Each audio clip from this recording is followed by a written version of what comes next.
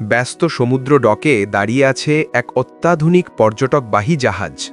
প্রযুক্তি আর মানুষের আত্মবিশ্বাসে ভর করে সে যাত্রা শুরু করতে চলেছে অজানার পথে। চারপাশে শান্ত সমুদ্র, নীল আকাশ, সবকিছু তখন নিশ্চিন্ত। ঠিক সেই সময় একটি ভারী ধাতব বাক্স তুলতে গিয়ে ভারসাম্য হারিয়ে পড়ে যায় ডেকের উপর। বিকট শব্দে বাক্সটি ভেঙে খুলে যায়। ভেতরে ছিল এক মানব সদৃশ অবয়ব, রূপালী ধাতব শরীর, নিখুঁত গঠন, নীরব উপস্থিতি। কেউ তখন জানত না এটি কোনো পুতুল নয়, এটি একটি অত্যাধুনিক সার্ভাইভাল রোবট। রোবটটিকে স্টোর রুমে রেখে জাহাজ এগিয়ে চলে গভীর সমুদ্রের দিকে।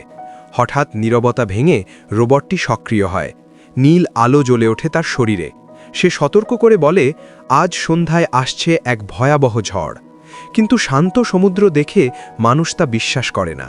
সময় গড়ায়, ঝড়ের সংকেত পৌঁছায় না, আর তারপর সমুদ্রের বুক ফেটে ওঠে। আকাশ আর জল এক হয়ে যায়। বিশাল ঢেউয়ের আঘাতে জাহাজ তলিয়ে যায় অতল গভীরে। চিৎকার মিলিয়ে যায় ঝড়ের গর্জনে। ঝড় থামলে দেখা যায় একটি লাইফ বোটে দাঁড়িয়ে আছে সেই রোবটটি। সার্চ লাইট জ্বালিয়ে সে মানুষ খুঁজে বের করে। এক এক করে সবাইকে তুলে নেয়, নিঃশব্দে, নির্ভুলভাবে। পরদিন সূর্য ওঠে। এক অচেনা দ্বীপে পা রাখে বেঁচে যাওয়া মানুষগুলো, আর রোবটটি নীরবে দাঁড়িয়ে থাকে, কারণ মানুষের ভুলের পরেও মানুষের জীবন বাঁচানোই তার একমাত্র লক্ষ্য। ঝড়ের পূর্বাভাস।